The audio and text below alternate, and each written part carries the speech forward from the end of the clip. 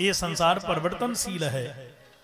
भगवान का विवाह हुआ, सज्जनों से एक पुत्र हुआ 10वें महीने में, और जब पुत्र हुआ तो सम्रासुर नाम का दैत्य हरण करके ले गया, समुद्र में फेंक दिया। नारद जी ने कहा कि तेरी मौत होगी द्वारकाधीश के ज्येष्ठ पुत्र के द्वारा। सो इसने जाकर के यही जान करके कि श्री कृष्ण का जब पुत्र जिंदा ही नहीं रहेगा तो मैं मरूंगा कैसे, समुद्र में जाके हजारों मीटर की ऊंचाई से फेंक दिया। मछली निकल गई। बालक को देखो, ये कर्म गति देखिए आप। मल्ला मछली पकड़ रहे थे, सो यही मछली फंस गई। बड़ी बहुत कई मन की मछली थी, भारी।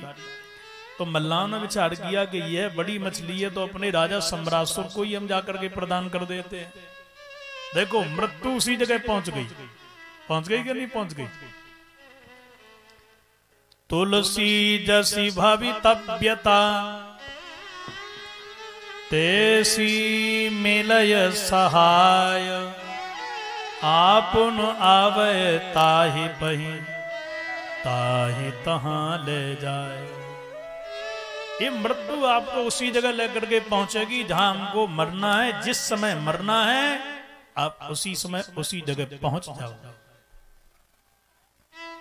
ये निश्चित है। एक बार सज्जनों भगवान श्री नारायण की सभा हुई तो सब लोग सभा में एकत्रित भये। अब यमराज भी आए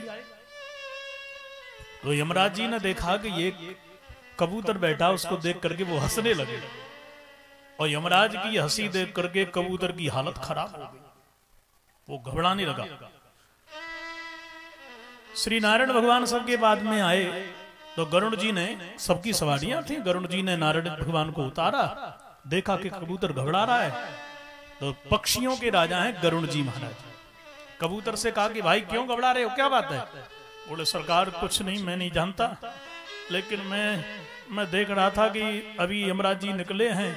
यमराज जी ने मुझे देखा तो वो हंसने लगे, उनकी हंसी में मुझे बहुत बड़ा संकट दिखाई दिया। अरे बोले डरता क्यों है, मैं तेरा राजा हूं, क्या हंसी और क्या डर? अच्छा तुझे यदि भय लग रहा है तो तू एक काम कर, मेरे कंधे पर बैठ, मैं तुझे छोड़ करके आता हूं। रमणक द्वीप में हजारों किलोमीटर की दूरी पे जाकर के छोड़ के गरुड़ जी आए दौड़ करके। वो तो वायु से भी वेग ज्यादा तीव्र है। तब तक सभा पूरी हो गई, हाँप रहे थे, और इतने में जैसे ही सभा पूरी भई यमराज जी निकलने लगे। यमराज जी ने कहा गरुड़ जी तुम हाँप क्यों रहे हो? गरुड़ जी ने कहा कि पहले तुम ये बताओ, जब आए थे तो यहाँ कबूतर बैठा था, उसको देख करके तुम हंसे क्यों? बोले अरे छोड़ो क्या करना है। मैंने बोले बताओ क्यों हंसे तुम? यमराज जी बोले कि गरुड़ जी तुम पूछे ही रहे हो तो सुन लो। हम जब आए तो हमने देखा एक कबूतर यहाँ बैठा है। उस कबूतर के माथे की लकीरें हमने जब देखी तो उस पर लिखा था कि यहां से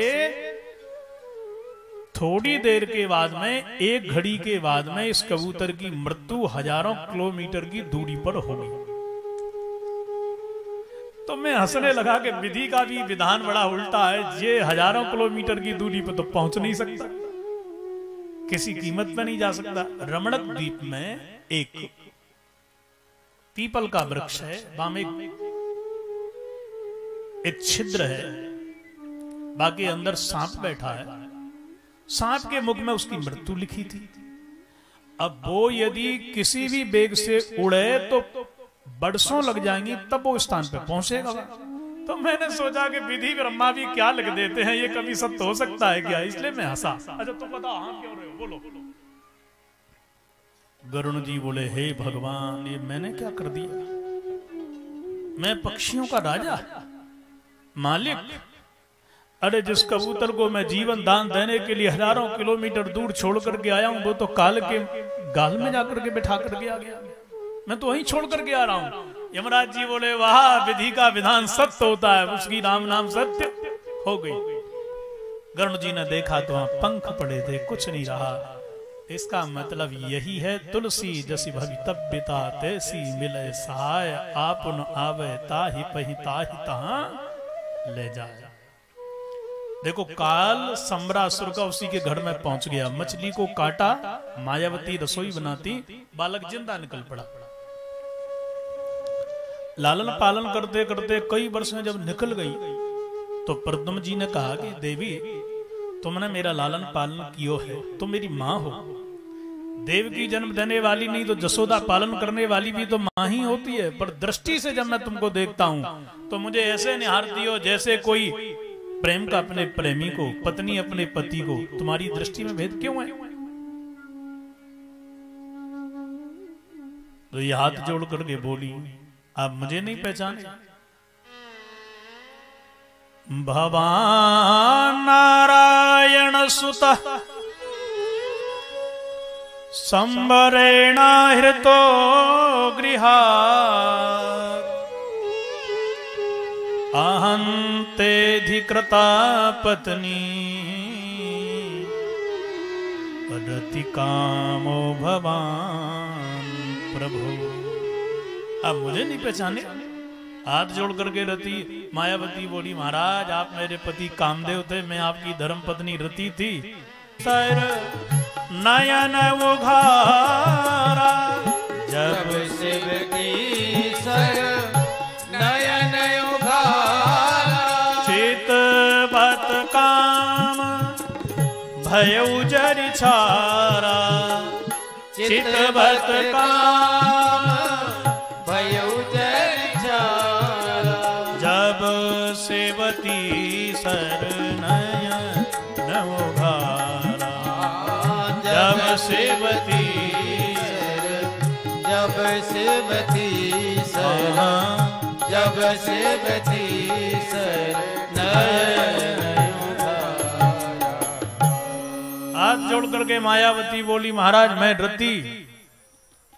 जब शिवजी ने तीसरा नेत्र खोला ना तो आप जल के राख हो गए। मैं दौड़ के शंकर जी की शरण में गिर गई, प्रभु अपराध पति ने किया, मैंने थोड़ी किया है। आपने मेरे पति को मार दिया, मैं तो विधवा हो गई, अब मुझे इससे क्या मिला?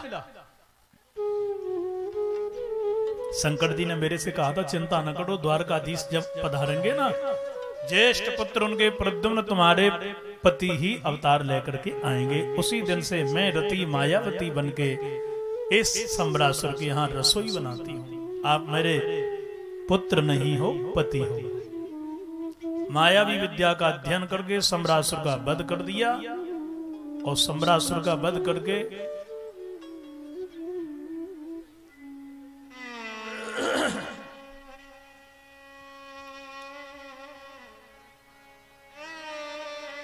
पीछे बैठ जाओ माता जी, आप पीछे बैठ जाओ। तो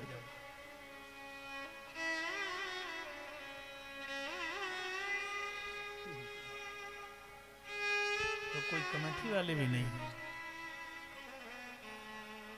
बच्चों को ले जाओ, पीछे ले जाओ माता जी।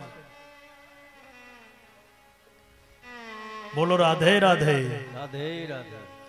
अरे जोर से बोलो, पीछे वाले भी बोलो। 1-1.5 घंटे की बात है अब तो। हाँ, प्रेम से बोलो जय श्री कृष्ण। जय श्री कृष्ण। और प्रद्युम्न जी मायावती को लेके द्वारका जी में आए तो भगवान का बड़ा धूमधाम से उत्सव मना, क्योंकि ससुर जी बन गए द्वारकाधीश। सज्जनों, इधर भगवान श्री कृष्ण के पुनः विवाह हुए। दूसरा विवाह भगवान का जाम्बती जी के साथ में हुआ, तीसरा सत्यभामा जी के साथ में हुआ, चौथा कालिंदी जी के साथ में, पांचवा विवाह मित्रविंदा जी के साथ में, छठवा नागनचिति के साथ में, सातवां आठवां विवाह भद्रा और लक्ष्मणा जी के साथ में सुसंपन्न हुआ। जब विवाह हो गए 8 तो 8 पढ़ना नहीं भगवान की। अब भगवान की कृपा देखो, एक दिन की घटना कि महाराज एक दैत्य है, उसका नाम है भौमासुर। वो इतना प्रभावशाली कि ने 16,100 कन्याओं को बंदी बना लिया।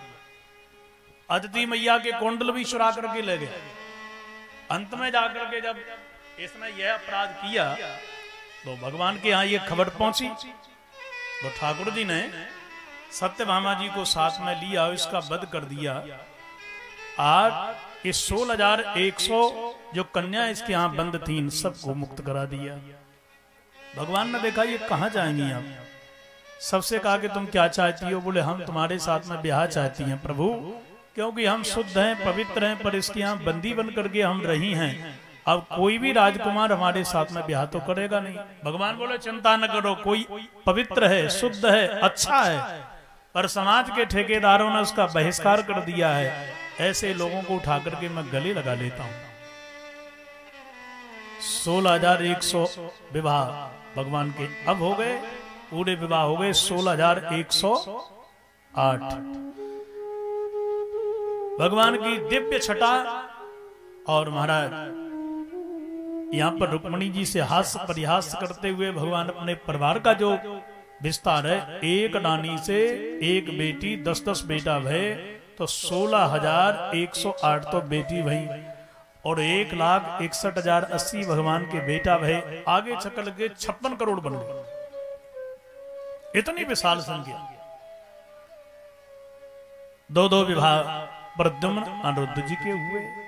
रुक्मी की बेटी रोचना के साथ दूसरा विवाह प्रद्युम्न जी का हुआ। नातनी के साथ अनिरुद्ध जी का विवाह हुआ, और बाणासुर की बेटी उषा के साथ भी अनिरुद्ध जी का विवाह हुआ।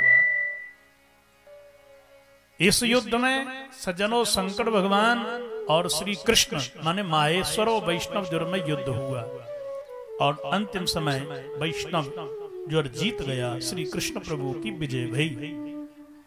एक बार की घटना घटी सज्जनों, कि समस्त भगवान के बालक खेल रहे थे।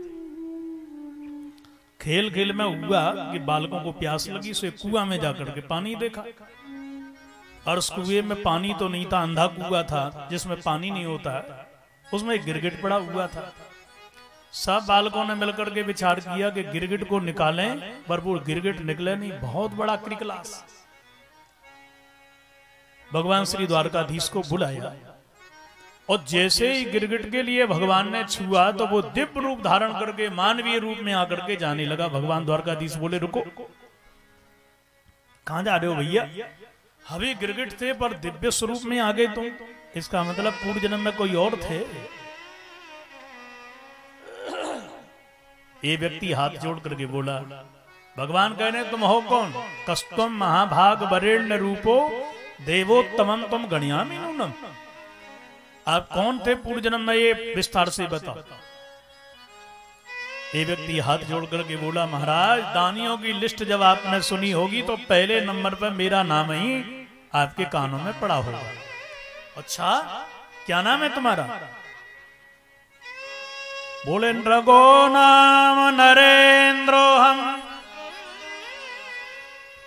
इक्ष्वाकुतनय प्रभो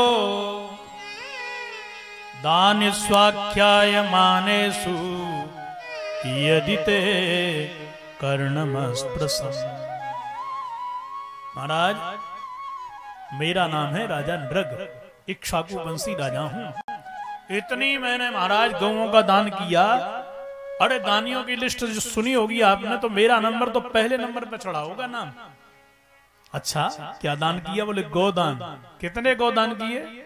यावत्या सिकता भूमिर यावत्यो दिवी तारका। आकाश में जितने तारे गण हैं, अंतरिक्ष में बरसात की बूंदें हैं, धरती में बालू के कण हैं, इतने मैंने गौओं के दान किए। अब बड़ो कितना बड़ा दानी होगा राजा। भगवान बोले एक गौ दान करने के बाद तो बैकुंठ मिलता है, तुमने इतनी गौएं दान करी फिर भी तुम गिरगिट बन गए। भगवान बोले भैया आजकल लोग दान करते हैं ना, तो दान भी ऐसी चीज का करेंगे जो घर में किसी काम की न हो, ऐसी वस्तु का दान करते हैं। तो तुमने गौ दान किया होगा, बिना दूध की गौ